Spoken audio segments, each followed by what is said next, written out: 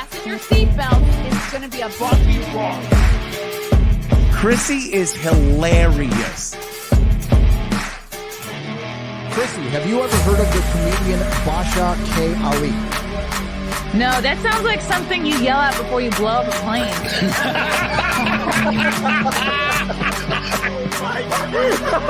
Basha K. Ali! 30 seconds remaining. But you know what, good thing to say, I dabbled in stand-up I haven't been disrespectful to you at all.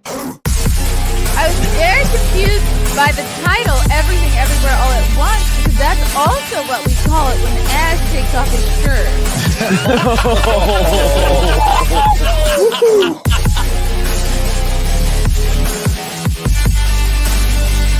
I shouldn't be up here. I should be in school on the other side of the ocean. Hello, boys and girls. Welcome to another episode of the Chrissie Mayr podcast. We're on iTunes, YouTube, Spotify, SoundCloud, Rumble, Rockfin. Thank you for spending your time with us. I have some comedy shows coming up. I do stand-up too, not just this. Yes, I'm going to be in Pasadena and San Diego next week doing a little California tour. Next Thursday, the 23rd, I will be headlining. That's right. The Elks Lodge in Pasadena. Woo! Lila Hart will be opening for me. Then we're heading to San Diego. I'll be at the Mic Drop Comedy Club next Friday and Saturday. That's the 24th and 25th. Lila Hart will be joining me at these shows as well.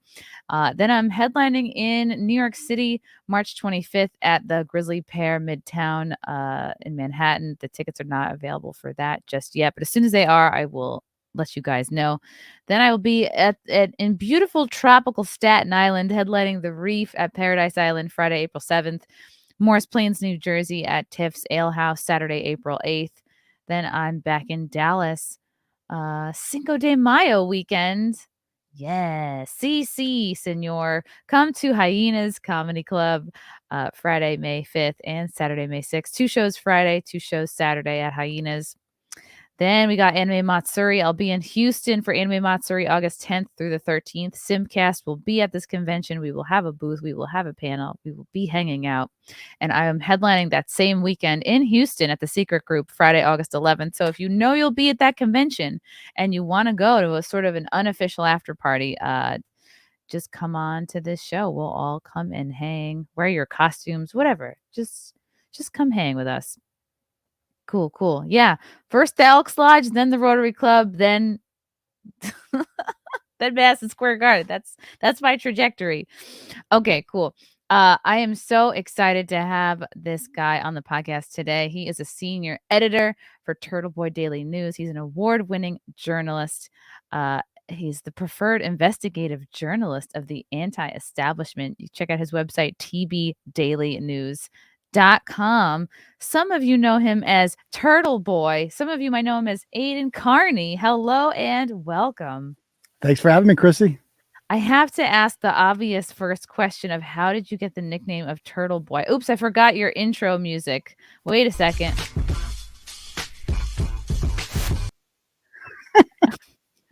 Actually, behind me, I'm from Worcester, Massachusetts. Have you ever been to Worcester? I've been to Boston. Is that the same thing? It's like an hour west. Second. Okay. Anyway, we got this statue in downtown Worcester of it appears to be like a 12-year-old boy having sex with a turtle. Like that's what it looks like. No. He's riding it. So get your head out of the gutter. So he's riding his magical turtle, and it's like when people come to Worcester, it's one of the first things that people identify with. So I was a teacher. I was a high school teacher for like 11 years, and I had a blog under my real name. And then I got in a little bit of trouble for it because my opinions clashed with district policy on certain things. And so if I wanted to do it, I had to be anonymous. So I started a blog called turtleboysports.com because I'm like, well, I got to come up with a name. What's more Worcester than Turtle Boy? So we went with that. And it's actually right behind me, the Turtle Boy painting. And yeah, that's how it came up with it. Very nice of you to show the back of it. So, yes. You know, the front of it might not be not safe for work and people might be listening to this at their job. So that's very kind of you. Yeah, Google it. You'll see. It's a funny statue. I definitely appreciate the feeling like you need to hide your real identity from your job because I worked like 15 years in and out of like corporate media. I worked at a hedge fund. I worked at a prep school on the Upper East Side at K through 12 and admissions. So I definitely know that feeling of just not feeling like you can tell people who you are, what your real dreams are. You know, not telling people. I mean, I wasn't smart enough to ever come up with a stage name. So that made things difficult when I started getting into more news. But I want to know, was there a particular moment or topic that you felt like your opinions like really clashed with what I imagine is a pretty woke or liberal Massachusetts school district? I remember the first one that got me in trouble was it was a story about the Miami Dolphins. Actually, had some player named Jonathan Martin who said he was bullied by his teammate Richie Incognito, and basically I wrote a story and I was like, this is ridiculous. This guy's like 320 pounds. He's a first round draft pick. He can't be bullied. He's an offensive line. He bullies people for a living. That's what you do. And basically got called down to the office for it. And they said that your opinion on this runs counter to the district policy on bullying. If a kid reads this, they'll feel uncomfortable coming to you with bullying issues. And that's when I realized I'm like, okay, I'm going to get in trouble here. I'm going to get fired. They're obviously trying to get me here. What actually got me to leave was I wrote we used to go to Buffalo every year to watch the Patriots play, and we would always win because that was back when we had Tom Brady, and we would go up there, and those fans are insane. They're crazy, and they hated us because we would always win. And so I would film them acting like savages, like Bill's Mafia, they call themselves. And I came home after we won again, and I put all the videos on a blog, and I'm like, Buffalo fans are savages, vile creatures, something like that. Anyway, it went viral in Buffalo. Everyone wanted to figure out who I was up there. And somebody did, like a blogger up there did figure out who he was. He doxed me. And then he added all this stuff. Like he was up here. He was masturbating on, I don't know if I could say that on here. He was doing horrible things in the stands. He was doing like stuff that you'd have to be. Horrible things to his dick that should only be done in the privacy of one's home. Right. Wait, was it Bills fan, the one that like had his like dick out after a game and everyone was like, oh my God, you're so small. Like put your pants back on. I don't know if that was a Bills game or something. Probably. It sounds like them. But like basically this guy writes this blog and makes up all this stuff about me. And his mob starts attacking my school. And next thing you know, all of my students have read this blog and they're reading these things about me that are patently untrue. And the school started getting threats and emails demanding I resign. Like it was cancel culture like crazy. I got called down to the main office about it. The school resource officer brought me down there and they're like, the media's here. All this shit's going on. And like at my school too, there had been a teacher sex scandal a few years ago. And the last thing they wanted was more media. And so basically they're like, can you go on, we're going to put you on paid leave until we figure this out. And basically that means they're going to try to get rid of me some way. They couldn't fire me because I hadn't done anything. And so they offered me a full year's salary to walk away. And I'm like thinking about it. And I said, you know what? I wasn't built for this. I love teaching. I was really passionate about it, but I don't like the direction this is going in. So I'm going to make this hobby that I have, Turtle Boy, and I'm going to turn it into a business. And I did that in 2014, been doing it since. You were once a turtle boy. Now you are a turtle man. That's correct. That's one way to put it. I like that. I guess I'm using it. Reminds me of Cabin Boy. You have a YouTube channel. Someone in the chat was like, he always forgets to mention his YouTube channel. TB Live, Turtle Boy Live. What sort of topics do you cover on Turtle Boy Live? So we do a show every Tuesday and Saturday night. And basically it's whatever the stories of the week are.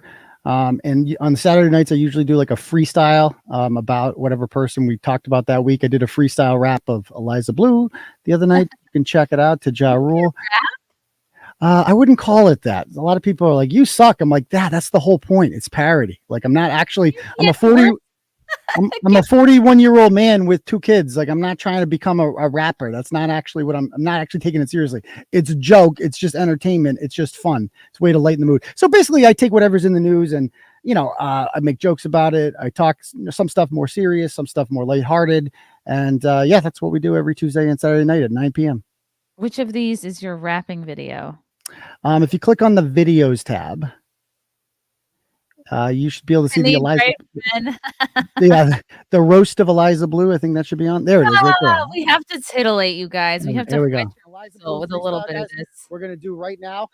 Can you guys hear that okay, hopefully? Oh my God. Oh yeah. Get it. Yeah. You're going to give Alex Stein a run for his money. This sounds like you have a child in the back playing on a xylophone. That's like what that I know the audio is not good. This crazy bitch Eliza Bleu. She never said nothing true. But she be making dudes horny. So she makes soccer porny. Elizabeth Mortland grew up on the farm. Don't like milking cows, so she turned on the charm. Then she went to Cali for fortune and fame, but all she came back with was a new name. She can't really sing, she can't really dance, but she could blow the dude from my internet. My Chemical Romance. Did some nasty shit and got kind of graphic. Felt a lot of shame, called it sex traffic. Cut her hair short so it's easy to convince. Like the white me along from the Fresh Prince. Told so many lies, couldn't keep them straight. Knew that she was bullshit right from the Blue. Thought she got a breakthrough. She really wanted. Oh no! All right. Oh no! Well, I think we get the point. Sorry, we get the point. But she just an ignoramus. Okay. Yay! If you want to hear the rest of that, just go to the YouTube channel. I'll be listening to that later when I fall asleep. Yeah, I'm not actually pursuing a rap career. Just to be clear, a lot of people. Stop it. People are You like, could I be- was whole. Like, video vixen. We need more I could be a dads as video vixens. Radio vixen. Where do you come up with that name? Where did she come up with that name? Radio vixen. I don't Yikes. know.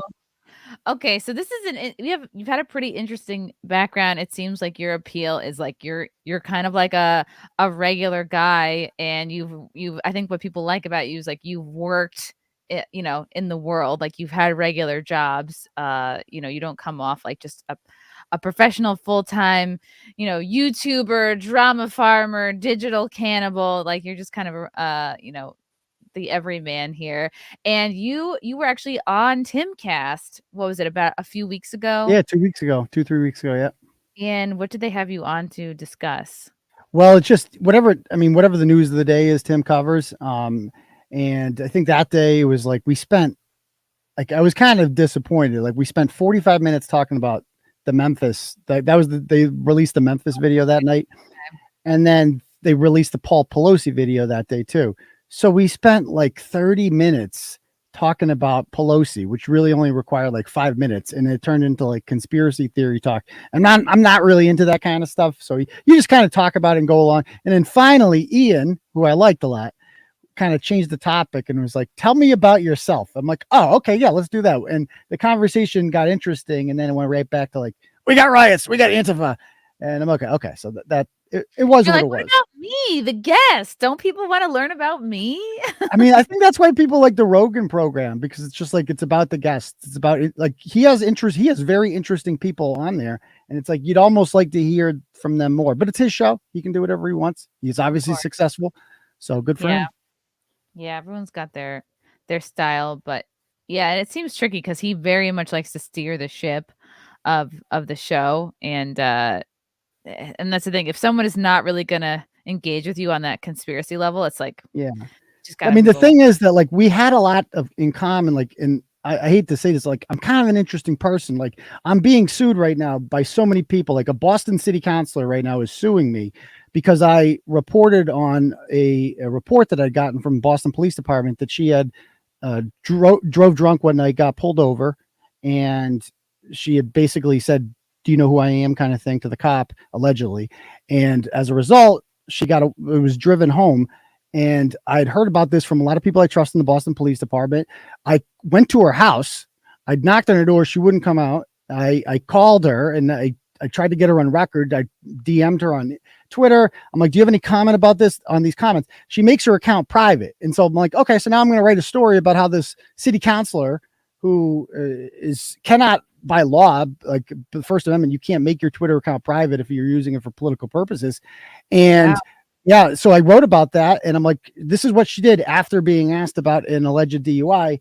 And so now I'm being sued by her. And so it's like, I had a lot of interesting anecdotes like that. Like I get sued all the time. Why do you get sued so much? Because I piss people off and I write the truth. And a lot of people don't like that. A lot of powerful people don't like that. And so they try to use the courts to stop me. But turtle riders out there, like, I don't know if you call this grifting, like a lot of them are just like, they want to support you. They want to be like, I'm going to donate to your legal fund. And so I never have a problem coming up with like legal funds to fight this. I guess it would be easier to just capitulate, but I'd be letting our readers down if I did that. Yeah. Yeah, absolutely. How did you get intrigued into the whole Eliza Bleu story? And hopefully you guys in the chat aren't sick of hearing about it, because I just feel like every new person I talk to about this, it's like flipping over. You just got to keep flipping over rocks and seeing, what I'm worms. not bored with it. You'd think I would be, but it's so fascinating. So I do a lot of scammers in general, like people who scam the system in various ways. And so Eliza is right in my wheelhouse. She's obviously a more prominent scammer than the kind of people that I write about. And so it kind of worked well because I met people like you through this whole thing. And I've been watching her for a few months, and just something didn't seem right. The self-promotion, always centering herself and everything. And I've been watching her. And then the more and more stuff came out, I'm like, okay, I'm going to put this all together in a blog and in a thread. And I did that. And they kind of both, got a lot of attention and a lot of views and whatnot. And it was a interesting position because, like I said, I was just on Timcast a couple weeks ago. And when I was on there, in the comment section, you saw two things. You saw a lot of turtle emojis from my people, but you also, but you also saw everybody else saying like, Eliza Bleu, talk about Eliza Bleu. Like it was impossible to miss. So a lot of my people were like, who's Eliza Bleu? And I'm like, well, it's this woman, and I'm going to do a deep dive into her and figure this whole thing out and put it all out there. And so, yeah, I just thought the whole thing was fascinating simply. And I don't like how people call it drama. It's not drama. Okay. It's a woman who has a large platform with a very serious topic of sex trafficking, who is winning awards, and who has now have influence with the most powerful man on social media, Elon Musk, who seemingly has the ability to censor anyone who is pointing out factual things about her past. To me, that's newsworthy. Yeah. And I think it can be, at first, a lot of people were upset that not more people were covering it. At first, people were very upset with Tim Pool for not covering it. They were upset with, but other outlets too, like Chicks on the Right. And there were several others. I guess Candace Owens wasn't covering it right away either. And so finally, she is now. Finally she is now. And I guess begrudgingly, the Timcast crew is covering it now too. Yeah, right. But I think at first the hesitancy in not covering the Eliza Bleu story is because most people don't, especially men, don't want to be seen accusing a woman who may have very well gone through some sort of like sexual trauma or toxic relationship or domestic abuse, of being a liar, of not, because it's a hard thing to prove either way. So I think a lot of people just didn't want to go near it. I think that's partly it. I also think it's partly, I don't know if sexism is the right word, but a lot of men just look at that and they see people like you and Brittany Venti, like she's very feminine, right? The way she talks. Bimbo power. Yeah. Right. Like you go on her channel. I didn't know much about her before I started watching this. And I see on her channel, like most of her followers are women on there. And so a lot of people see one woman criticizing and attacking another woman, what they perceive as an attack. And the first thing men think is catfight. Yeah. And they immediately think this is just drama. Like that's what men instinctively think about it. And so I think a lot of the Tim Pools of the world are like, I'm staying out of this chick fight. I don't want anything to do with this. And that's the way they framed it. But it's not a chick fight. This is a very serious topic. And this woman who was platformed by Tim just a few weeks ago on January 7th on there and used his platform to spread her lies that we know they're lies now.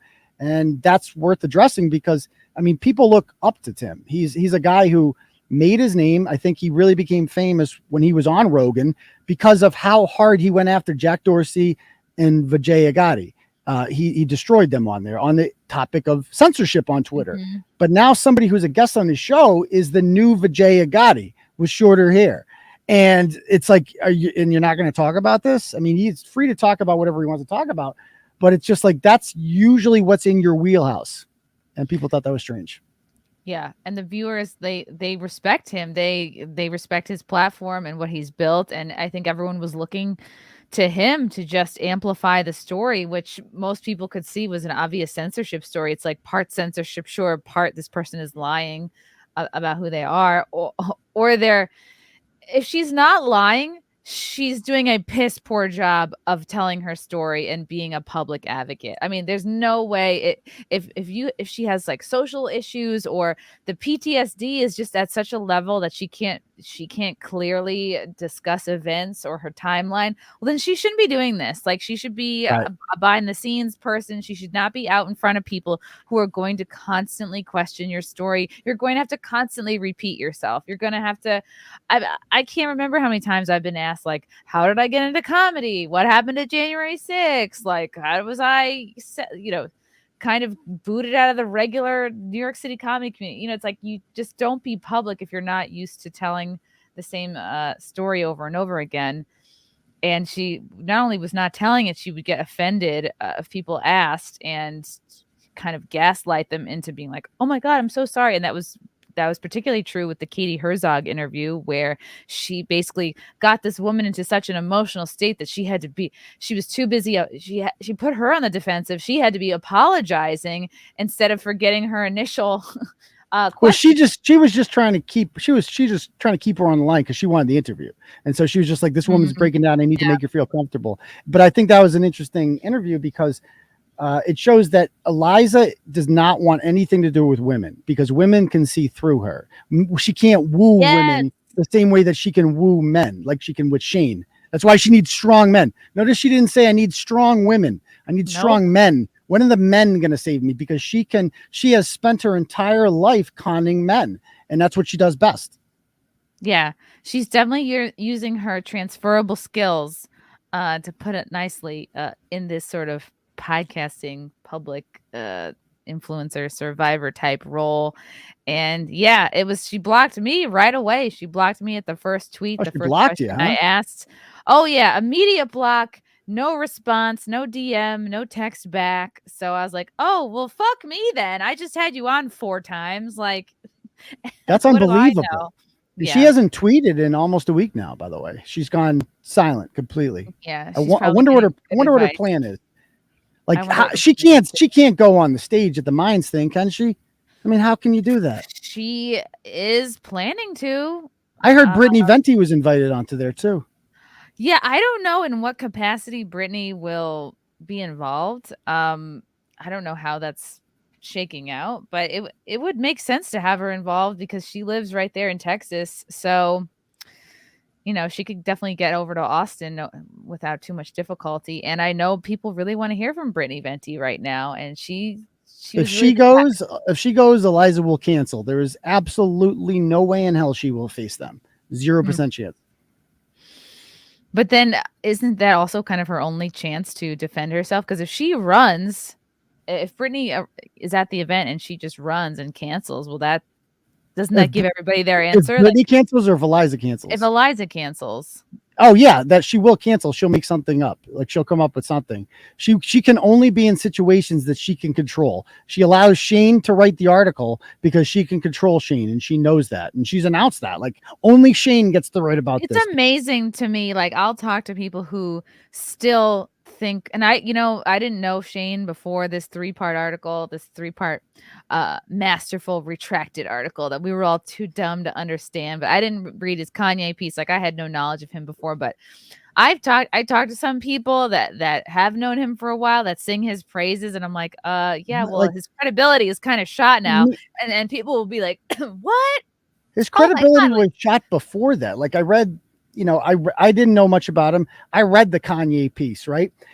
The premise of the piece is Kanye West can be president, which is just madness. And that came out after all the anti-Semitic stuff. Like if you serious grown-up actually believes Kanye West can be president of the United States. Nobody. Maybe he's being creative. Maybe just creative writing. Maybe it's Gonzo. Maybe we're misperceiving it. I don't know. Maybe that's everything he does is about that. But it read like a fanboy who was just so happy to be around a famous person that he was just going to kiss this guy's ass and write things that we all know were untrue, that Kanye could be president, just to stroke the guy's ego and because that's what you have to do to stay around Kanye, is that you have to kiss his ass. Tim didn't kiss his ass enough on the 20 minutes that he was on the show. So Kanye walked off. That's what that was. Mm-hmm. Yeah.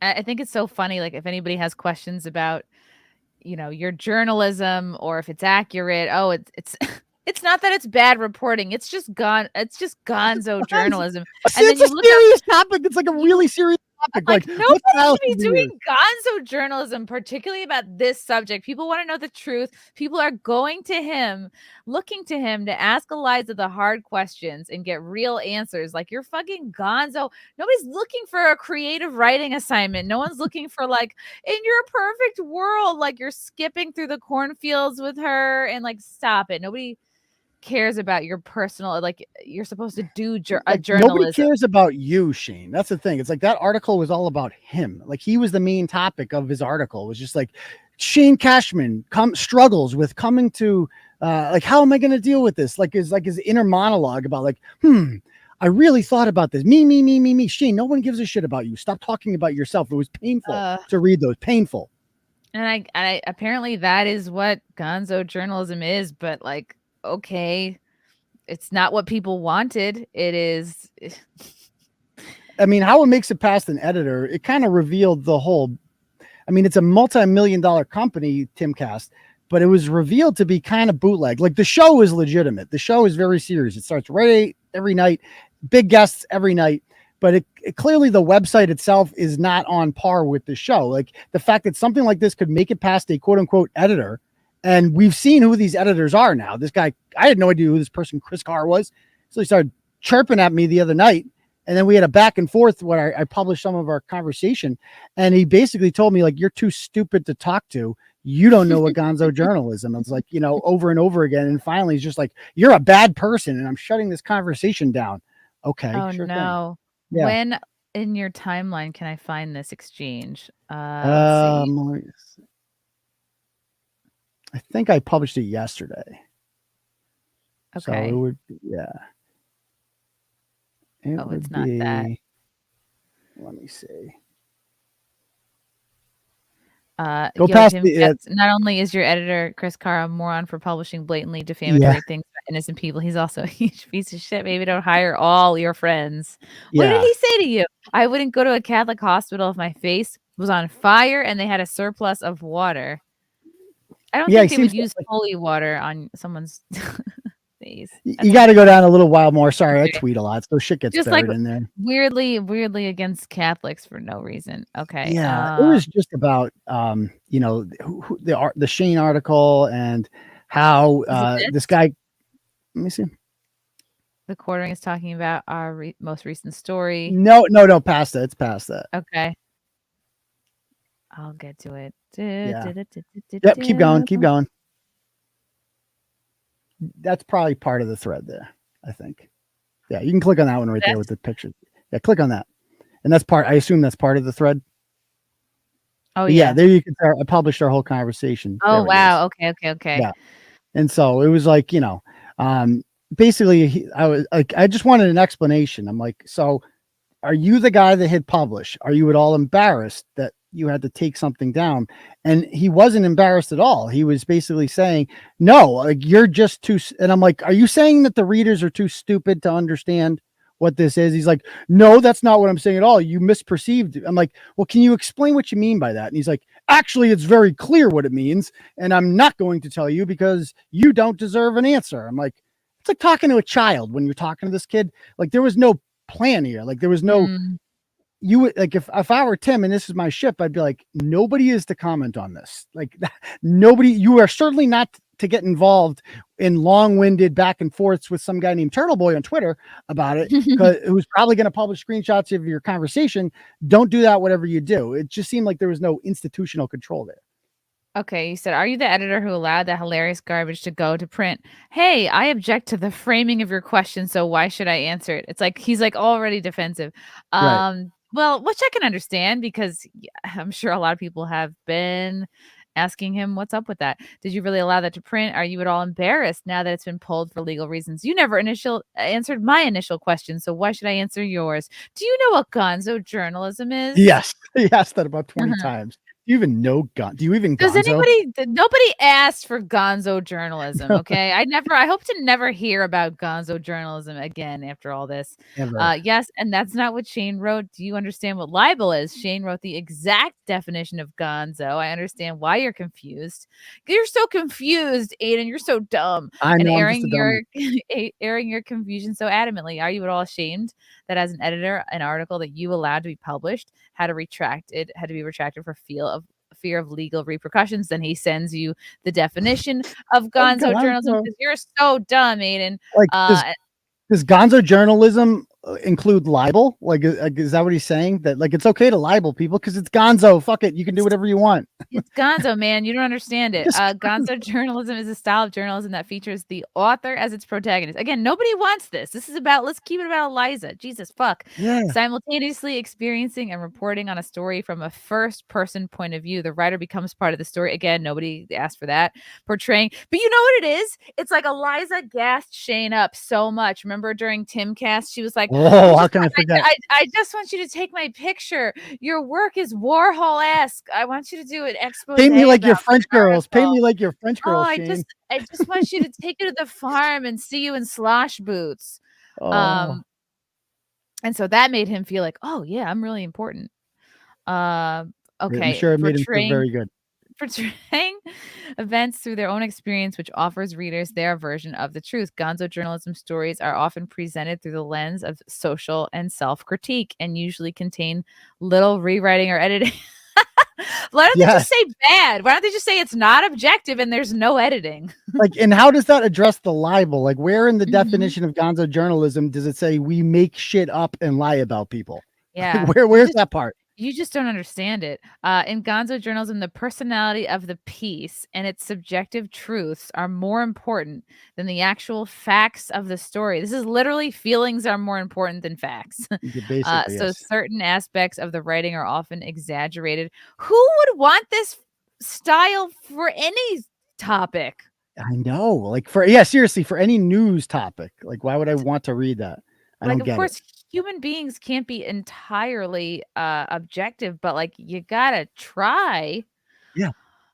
Chris Carr told me that my line of questioning indicated I don't know what I'm talking about and that I'm not cultured as he is about gonzo journalism. But guys drink every time we say gonzo journalism. Seriously. He wouldn't answer my question, didn't seem at all ashamed that as the executive editor. But you guys, gonzo journalism requires no editing.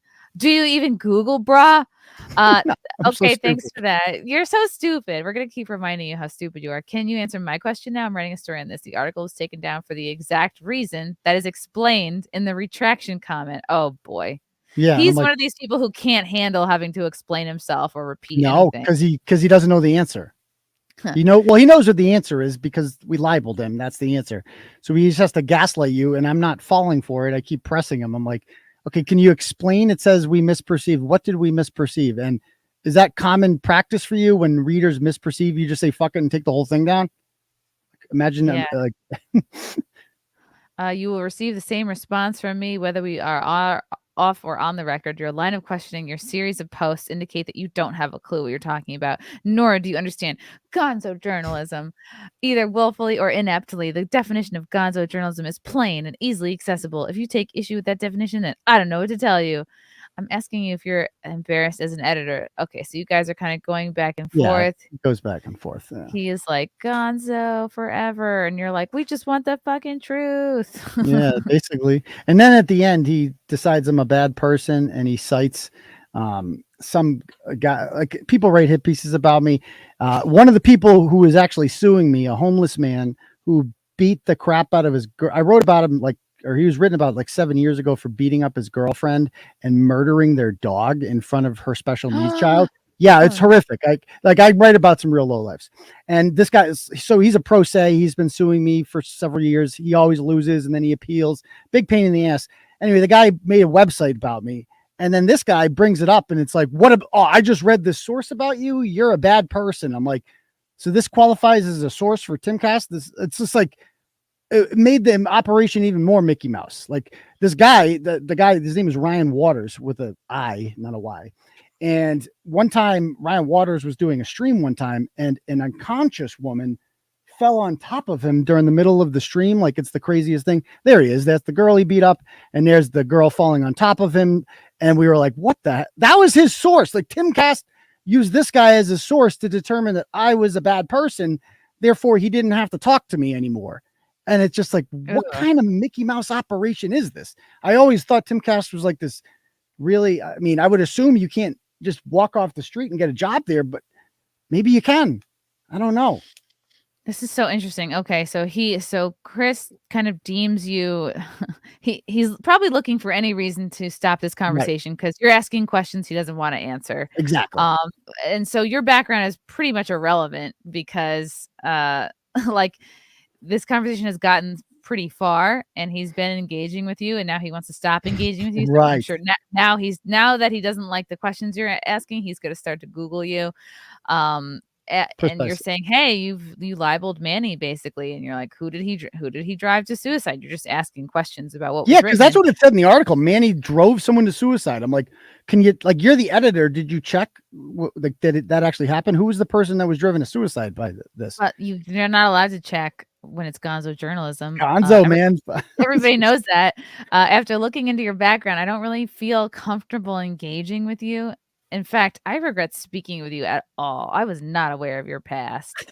This sounds like a chick. Like, why would you be like, I'm not. It's just an immature person. Like, obviously not a professional. Obviously, somebody who has very little background in actual editing. And he's just like, you're the executive editor. You get to be there, guy on the couch. You're the editor now. That appears to be what it is. So it says Chris's source was a man named Ryan Waters who's been trying to sue me for 5 years after we wrote about his 2016 arrest for beating his girlfriend and killing her dog in front of their special needs daughter. This counts as a legit source of Timcast.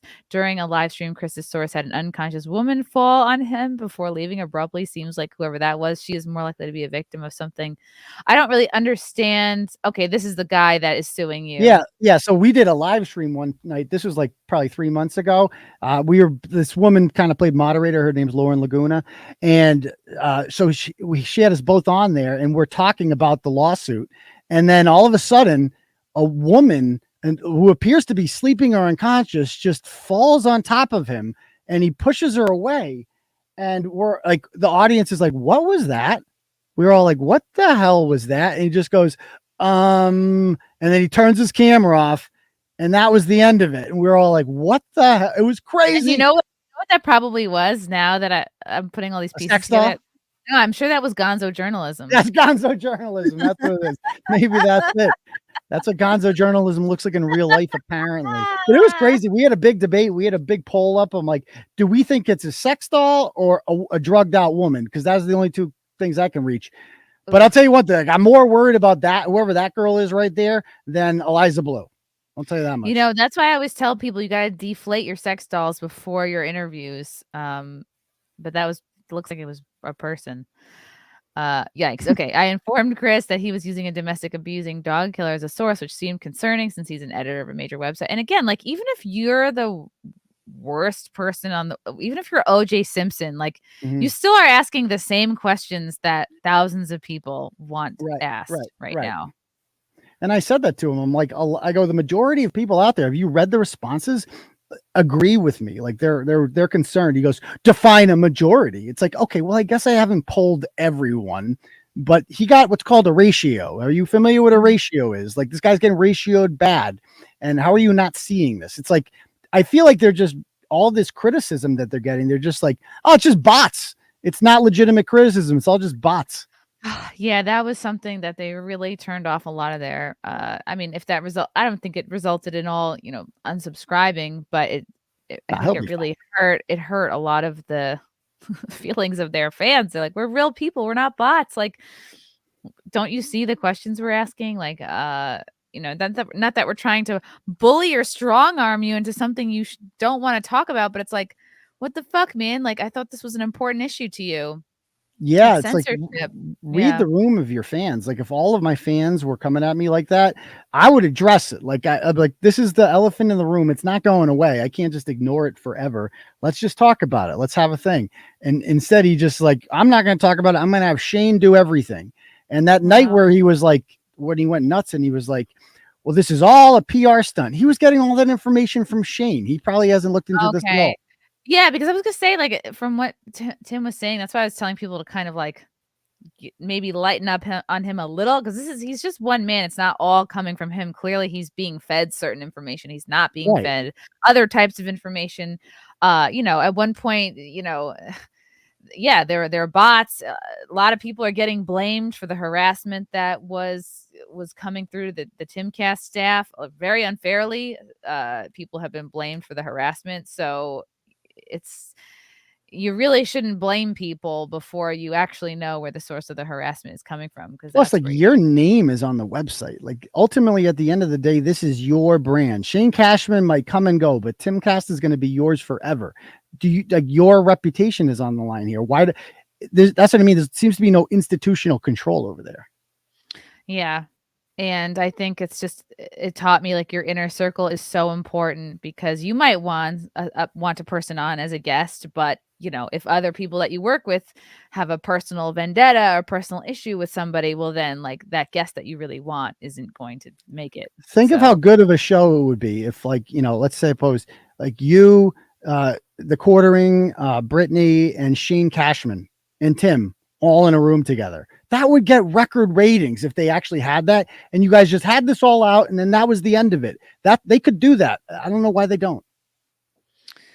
Yeah, I think people want to hear from Venti right now. People, and I feel like primarily, and then Quartering kind of threw himself on the grenade right away in terms of Twitter, and then a bunch of us have all been kind of reporting on what we can. Farron is making that documentary, and there's so many YouTubers that are adding little pieces to this puzzle.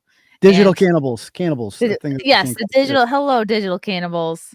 In the chat, I'm working on a on a special something that has to do with that. It'll come out soon, but yeah, it's really frustrating, I think, because Eliza is clearly in no rush to respond or do a video or do a live stream or talk to the people or give people answers. It's like, the more time that goes by, the more people are trying to find information and get some sort of closure. And I think her she just handled this so piss poorly, even giving her the benefit of the doubt. Like, sure, let's say horrible things happen to her, right? Okay, why not come out and clarify that? Why let people, and it's like, I don't think people were digging into her past necessarily maliciously. It's just, people want to know the truth, and people go, okay, we want to explain the behaviors that we're seeing. We want to explain why she's so proudly bragging about being on the World Star Hip Hop video. We want to explain why she had a perfectly good explanation if she had just gone this. If I were her and I'd been lying about this whole thing and the World Star video comes out, what I would have said was, look of course, like, I'm damaged goods. I was sex trafficked. I'm like kind of messed up, and I have no sense of self-worth, and I have low self-esteem. And so doing that video made me feel better about myself, because I'm kind of messed up. Like, it is what it is. And, like, I was not sex trafficked while that video was being made, but prior events in my life made me feel kind of worthless, and that made me feel valued. That's what she should have said. Instead, she tried to censor everyone. Aidan, you're not even a chick, but, like, that's totally something a chick would say, and I would believe believable. that. Yeah, it's believable, right? Yeah, she needs to be a better liar. Just nothing checked out, nothing added up, and it's like, why would you wait years before taking a World Star Hip Hop video down? Like, she's someone who seems obsessed with her online appearance, all her different personalities. Why would you wait until Brittany Venti asks you a question about it to finally take it down and decide that, oh, well, that's the thing that's triggering to me? It's just, it doesn't add up, and it's wild. I don't know. People want to hear from Eliza, though. They want to, and people really want to see Venti's account get reinstated. It's how did the Quartering get his account back, but she didn't? Did he, like, delete the tweet? Apparently to get his account back. Yeah. I've heard conflicting things. I've heard that he deleted the tweets to get the account back. I've also heard that Twitter deleted his tweets, like, while he was locked out. They deleted some of his tweets. And maybe that's how he got back. But as far as, like, removing the privacy claims from YouTube. I guess he just appealed with like good language. You got some privacy complaints too, didn't you? Yeah, I had 4 videos removed. I don't know. You got to get on Rumble. I mean, I've had so many videos removed over the years because any idiot can just file a privacy complaint, and I don't even know if a human being reviews any of this stuff. And there's no court of appeals or anything; it's just gone. And so it's like I've lost some great content over the years. So we just put everything on Rumble now. My stuff gets copied to Rumble, and then when I think of it, I'll live stream to Rumble as well. As long as it's copied there, totally treat it like storage. Treat Rumble like a storage of your greatest hits, because you should just assume that eventually we're all going to get kicked off here. Eventually. Yeah. Well, this is really crazy about this interaction that you had. I would say as like a representative of this company, I'd want to A, be professional, B, not insult the viewer. You represent the viewer right now, and you're not a nobody. You have a decent following, and you were a guest on the show. So like 2 weeks ago, he followed me. He followed me. How to talk to somebody who's bringing up valid concerns. And if he was you, if it was anyone else, he would find a reason not to talk to you. Like that's just what he would do. He has since blocked me. He shut down. He no longer has anything to say. I bet you there was some sort of company meeting or directive and just said, look, this is embarrassing. You have to stop. I mean, I would hope that some grown up in the room came in there and was just like, we're not doing this anymore. Like this needs to end, all this back and forth and nobody's buying it. Just stop. It's got to be tricky because you have a company with multiple employees. I mean, do you tell everyone it's a company? Everyone's got different opinions on this matter. It's like, do you tell everyone, hey, this is our company-wide stance on this issue? Like how could that work? Yeah. I mean, well, that's what a real company would do. But like, here's the official talking points that we're going to say. I feel like there was no directive from the top. I don't know who's running the ship over there, who's in charge. Because certainly, I mean, Tim just like, I don't want anything to do with this. That seems to be his whole thing. And that was not a smart idea in hindsight. Yeah. And maybe he was advised at the beginning that it was like chick on chick drama rather than like a true guarantee story. He was. Guarantee it was framed like that. Kind of I think he was led astray by certain folks that he works with. And by the time he figured out what it was really about, it was like kind of too late and his fans were already pissed. Do you think Shane actually believes this woman? Because he seems like, I believe Eliza. Do you? Do you really, Shane? Like, it sounds like he believes her. It's, and here's the thing. It's very easy to believe someone that you vibe with and maybe who's complimenting you a ton and is telling you how great your work is and saying that you're Warhol-esque. So. Oh yeah. And it's like, he is way too personally involved in this. And it's like, you are completely compromised as a journalist and you should recognize that and step away and just be like, well, maybe someone else should do this. And I don't understand why someone wouldn't look at the kind of, I don't know if you want to call it flirting, vibing, whatever was going on when they were both on that. Oh, it was flirting. It was flirting. Why would you not look at that and go, okay, and now this guy's going to try to write an article about this girl, which I assume they would try to be objective about. Oh no, don't worry. He doesn't have to be objective. It's Gonzo. Like if I'm him and that video is out there of her flirting with him on the show, I'm going to be very aware of that and be like, I need to prove my critics wrong here, that I'm not just some schmuck for her. I'm not just going to simp for her. Instead, he did exactly what everybody thought, was worried that he would do based on that video. And he just doesn't care. And it's like, he really might be blinded by her. Because again, I'm not saying he's banging her. A lot of people are saying that's like, I'm not saying that, but he enjoys the fact that she boosts his ego up. Yeah. She makes him feel like a rock star. Like he's Shane Cashman with tattoos on his arms. Gonzo journalist extraordinaire. Man, the brave man coming to save her. And that's just me. It's just like a vibe. It's just like, I need to be like on the farm and like, I just really need to really dig into the work. I and like see what comes out of conservative ink, and it's fine. People are doing their thing, but it's so dry. Yeah, unlike my pussy when I read your Kanye West article. That was awesome. That's so true, though. It's so true.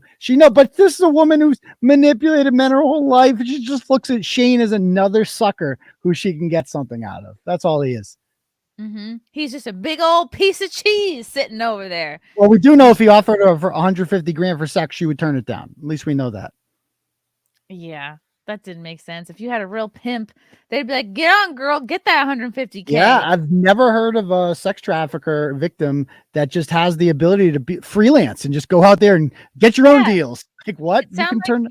She could dabble in it. She could do as much as she wants. It sounds like she had a choice, like every step of the way. And just it sounds like a lot of my friends that had toxic boyfriends that they kept going back to. But I'm not a scientist. I'm not a biologist, so it's interesting. But I appreciate, Turtle Boy, that you have been critical of the situation despite having been a previous guest on the show, and you even tweeted as much. Like, I think this probably means that I won't be invited back, but I don't care. And I mean, I'd like to go back. It was a really fun time. They fly in there. Did you stay at the hotel with the diner next door?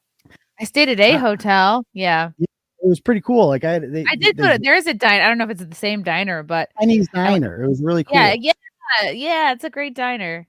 And so like they fly in. They make you feel like this is nice. This is cool. They pick you up. I didn't get to stay at the house for like 3 days, like some other guests do. But yes. Farron has more on that. I'm not going to say anything. Let's just put it that way. She has more on that. The stay. It was an extended stay, and not everyone liked it. Yeah, and we're not talking about the extended stay in. I have stayed at those, by the way. They're not carpeted. I would not recommend. They're cheap though. It's like less than $100 a night. Anyway. Oh, really? Yeah. I mean, it's like I would like to go back. That would be cool, but it's just like I'm not willing to just censor myself in order to do that. Like maybe they'll have me on one day if I shut up about this and be a good soldier. It's like, what's the point of doing this if you have to censor yourself? Yeah. And like I would kind of at points sort of stick up for Tim, but just in the fact that like he's been fed information, like he's kind of been told how to feel about this issue from the start. So I think that may have clouded his judgment. Right. Right. I mean, he's a nice guy. I met him. He seems like a nice person. I feel bad for him in one sense, but I feel like he has no idea how to be a boss, and it's now he needs to be a boss. I wouldn't want to be a boss. Being a boss is hard. It sucks. No, it sucks. You got to be mean. Yeah. The Chugi Show. What's up, Chugi? Well, according to Defango, we got this all wrong and apologized to Eliza for her story blowing up. What? A lot of people have read that addendum as like that.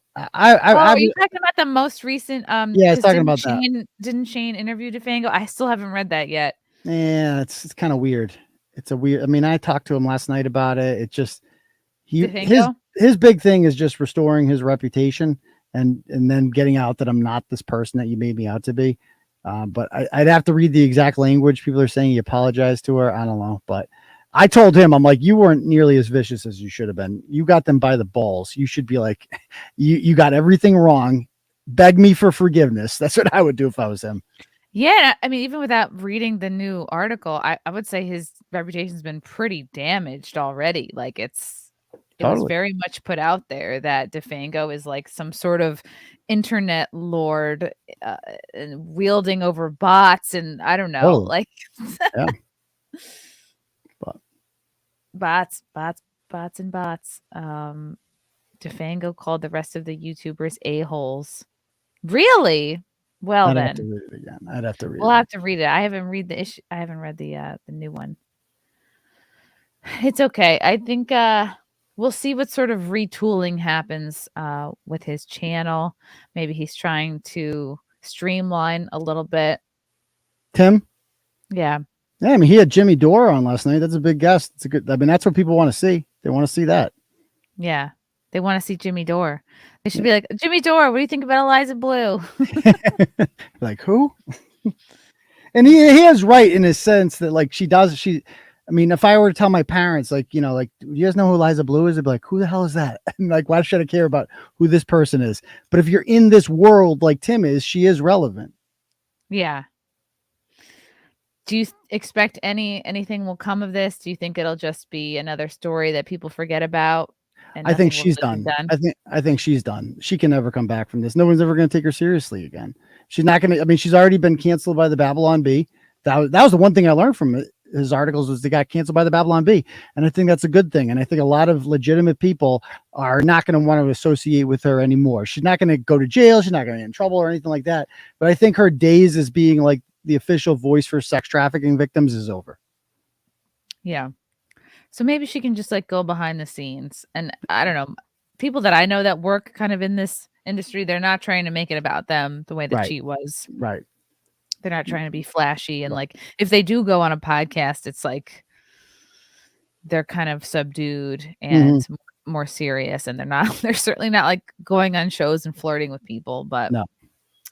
Everybody's different. I don't know if anybody in the chat caught Joe Biden's speech about he finally addressed the UFOs earlier today, like at around 2:15 Eastern. Chrissy, I'd love to stick around. I got to go get the bus. The bus driver's going to honk the horn at me if I don't get out there. Oh, no. Wow. The bus honks the horn in front of your... They do. Well, they're 5 and 7. So if you're not out there, they're not going to leave them there. Yeah, if they think the kids aren't, if they think there's no parent home, they're not going to drop the kids off. So I thought you were like taking a bus out of town. No. I got 2 little kids. I got to go get them off the bus. Yeah, Turtle Boy, go get your kids. Tell the people where they can find you and what's coming up. Yeah, so you guys can find me at tbdailynews.com. You can find me on Twitter at Dr. Turtleboy, on YouTube, Turtleboy Live, on Facebook. You can just follow my personal account, Clarence Woods Emerson. And yeah, just check it out every day. We do a lot of stories like this. Eliza's just the latest person that we've covered, but check it out. Stick around. You might like it. Thanks, Turtle Boy. Thank you, Aidan. Thank you for having me, Chrissy. Thank you to all the turtles in the chat. I see you guys. Appreciate you. Follow Aidan on Twitter at Dr. Turtle Boy. Check out his website. And yeah, I'm gonna letting Aidan go, but follow him. I'm gonna talk about Joe Biden acknowledging the UFOs. Finally, let's see. I'm going to talk about it later. Thank you guys. Aidan Kearney, a solid citizen. He might not be a gonzo journalist, but he seems pretty all right to me. Follow him. Thanks for watching, guys, and we will see you next time.